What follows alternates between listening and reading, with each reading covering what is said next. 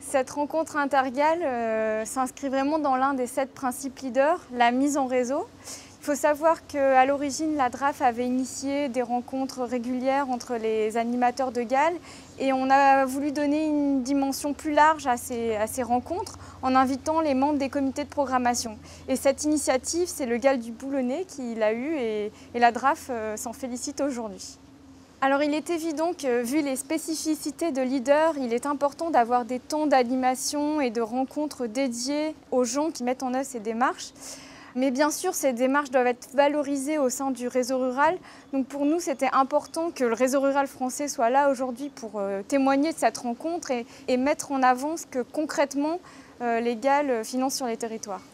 5 Galles dans la région Nord-Pas-de-Calais, c'est certainement aussi 5 manières sur les mêmes principes, néanmoins d'avoir à un moment donné des stratégies un petit peu différentes et des concrétisations aussi assez différentes. C'est une journée, je crois, qui est riche d'enseignements. Il y a toujours la possibilité de conforter, je dirais, des élus, de ceux qui participent à un Galles. Pour nous, c'était quand même une nouveauté que ces Galles. Il y a l'ouverture de perspectives, de pistes, de petites échappées qui, dans le cours de la journée, vous mettent un petit peu, je dirais, la puce à l'oreille et vous disent « Ah bah tiens, ça vaudrait peut-être la peine que nous aussi on regarde de ce côté-là ou d'un autre ». La difficulté quelquefois pour un élu, c'est quand il se retrouve devant une personne qui lui dit « Moi j'ai un projet », après il faut le projet, il faut le bâtir. Et c'est bien ce qu'on s'est dit aujourd'hui, c'est que sans ingénierie, on aurait beaucoup de mal à faire émerger les projets, à pouvoir pousser les projets et à leur donner une consistance avec toutes les règles. On sait très bien que les crédits européens, c'est des crédits qui sont à consommer avec un certain nombre de règles et de normes imparables de toute façon, quoi. La matinée était consacrée vraiment à la prise de connaissance mutuelle des Galles, donc avec une présentation générale par la DRAF de la mise en œuvre de leaders au niveau régional et ensuite une présentation par les animateurs des différentes stratégies ciblées des Galles. Et ensuite, il y avait un temps d'échange consacré entre les animateurs et les membres des comités de programmation sur quels sont les points communs et les différences dans la mise en œuvre de cette démarche et également quels sont les enjeux importants en termes de gouvernance de la démarche leader. D'habitude, on se rencontre toujours entre techniciens. Les échanges qu'on a pu avoir intergalles avec la DRAF, la DDTM et les différents Galles, on était toujours en échange de techniciens. Je crois que l'objectif et le côté vraiment à mettre en avant sur cette journée, c'était qu'on allait se faire rencontrer des élus et des acteurs du Galles, donc des élus à la fois publics et puis des membres de la société civile, que ce soit des présidents d'associations, des chefs d'entreprise, donc qui font et qui constituent, c'est le cœur du dispositif leader. C'était vraiment la plus-value de cette journée. Je crois que les élus en seront reconnaissants. Pour nous, c'était intéressant, à la fois pour les autres Galles, mais aussi pour la DRAF, la DDTM, de montrer aux services instructeurs que derrière les projets qu'ils instruisent, il y a des gens. Et il y a des gens qui mettent en place des projets. Et il y a des projets qui vivent. Et qu'un projet, ça a une vie, ça commence, ça continue, ça perdure, ça se développe, ça se casse la figure, ça remonte. Et ça, c'était important. On a souhaité commencer par la table d'orientation de Colembert, parce qu'elle donne une vision vraiment complète du territoire. On voit un petit peu de Dèvres à Samé, en passant par Boulogne et en finissant par Marquise. Les gens y vivent de par la géographie de ce territoire et se sentent boulonnais aussi à cause de cette géographie. Boulogne en face de vous. Le plateau de Saint-Martin-Boulogne, avec le Mont Lambert, le haut de Pont-de-Brique. On voit le viaduc des Chingans. Le viaduc des Chingans. Nous sommes donc à la Warenne, sur la Cuesta, donc à 203 mètres d'altitude, dans une zone Natura 2000, donc qui est fortement protégée. Donc une commission a été créée, qui a fixé les objectifs de ce projet, qui était en fait compte de le rendre au public, de se le faire approprier par les habitants du village, et que ce soit un investissement structurant, en fait, compte au niveau du tourisme. Nous avons encore un commerce dans le village, et si on peut, à travers cet investissement, conserver quelques commerces dans le village, ce serait déjà un point de gagné.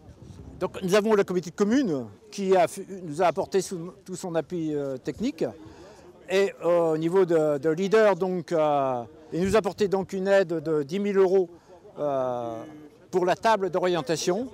Le reste du financement, donc 10 000 € au niveau de la commune, et les restes des financements étant pris en charge par le parc régional. Après, c'est tout le bénévolat, en fin de compte, des gens du village qui ont pris en charge le défrichage, en fin de compte, de ce coteau. On n'a pas mis les délais de ce dossier-là, mais c'est extraordinaire, hein, les délais courts. Hein. Il y a 18 mois, il n'y avait rien, hein, du tout. Hein.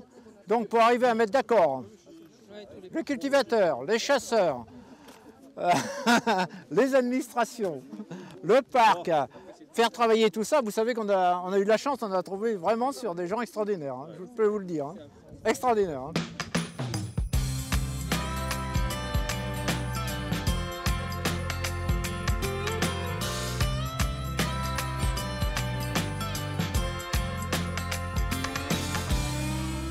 Ensuite, on est allé voir notre premier projet privé. Ce n'est pas une asso, c'est vraiment une entreprise, une personne, un individu qui met en place son projet.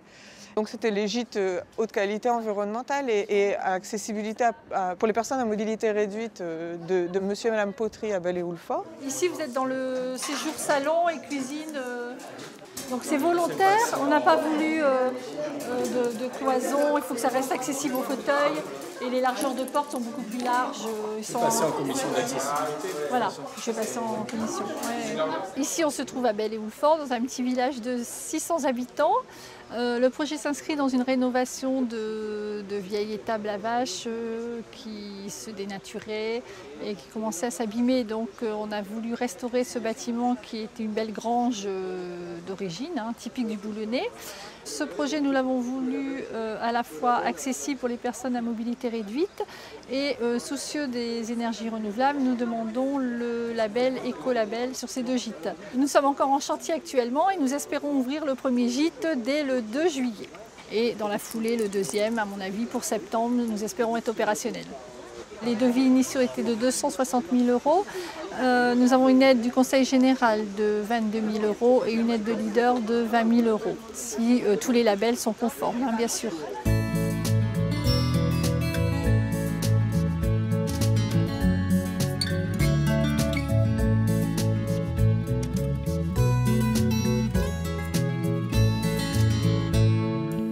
Ensuite, on a voulu aussi parler du patrimoine culturel, parce que la nature, elle est tout autour de nous, et c'était l'objet de notre 4e site. Donc le 3e site, c'était les Jeux de quillet. Notre stratégie, c'est le lien humain.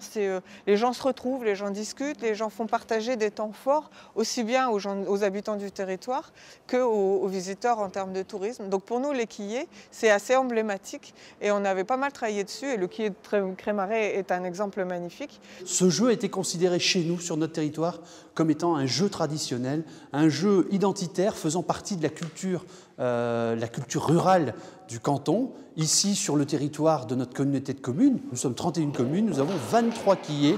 Ça veut dire, dans presque l'ensemble des villages de l'intercommunalité, nous avons des gens qui viennent et qui jouent des heures durant à ce jeu. On a considéré que ce devait être un jeu traditionnel qui devait être aidé. Alors il est aidé par la construction, par la réhabilitation. Vous le voyez, on est quand même dans des locaux qui sont plutôt de bonne facture, mais qui sont des locaux traditionnels. Parce qu'évidemment, on ne va pas faire du jeu de quilles dans un bâtiment ultramoderne, ça n'aurait pas le cachet que l'on souhaite.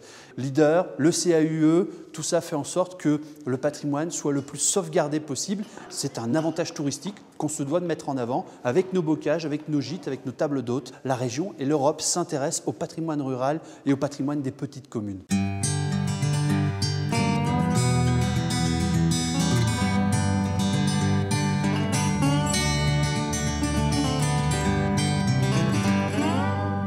Et puis le dernier site, c'était la forêt de la Capelle. On a des forêts domaniales, on n'a pas que la mer sur le pays boulonnais. On est dans des politiques de trame verte et bleue au niveau de la région. Donc le vert, forcément chez nous, c'est aussi les forêts domaniales. Nous avons monté un projet d'aménagement de randonnée en partenariat avec l'Office national des forêts pour améliorer la qualité de l'accueil dans la forêt domaniale de Boulogne. Ce projet porté par l'ONF et financé par la communauté d'agglomération et leader en pays boulonnais a permis à la fois d'assurer des aménagements pour la gestion des flux, hein, puisqu'on a 4 sentiers qui partent du cœur du village de la Capelle vers la forêt, donc 2 sentiers équestres, un VTT et un pédestre. Donc il y a eu des aménagements à la fois sur le cheminement, l'assise pour stabiliser, avoir un confort, et pour toutes les zones humides, éviter la dégradation du sentier dans le temps. Il a été construit des aménagements qui ont été réalisés par les ateliers de l'ONF, des aménagements bois. Ces aménagements sont des aménagements écologiques faits à partir d'essences de robinet qui ont un traitement, une durabilité dans le temps qui leur évite un traitement chimique. On a également voulu, dans la gestion des flux, assurer un lien entre le cœur du village et l'espace naturel pour assurer une zone tampon et avoir une gestion intelligente des flux entre les équestres et les VTT sans que ça vienne perturber les uns et les autres et qu'on puisse avoir un respect et assurer une bonne qualité de découverte du site. Je pense que ce type de journée est essentiel dans la mise en œuvre de la démarche leader. Il est important d'avoir des temps de convivialité, mais également qui permettent d'avoir une réflexion de fond sur la démarche, de dépasser les contraintes administratives. Donc ça donne vraiment la prise de recul au territoire. Donc ça, c'est le premier atout de ce type de journée. Et puis de voir que chacun, avec un dispositif qui est finalement très cadré, arrive à mettre en œuvre des projets qui répondent aux besoins de son territoire.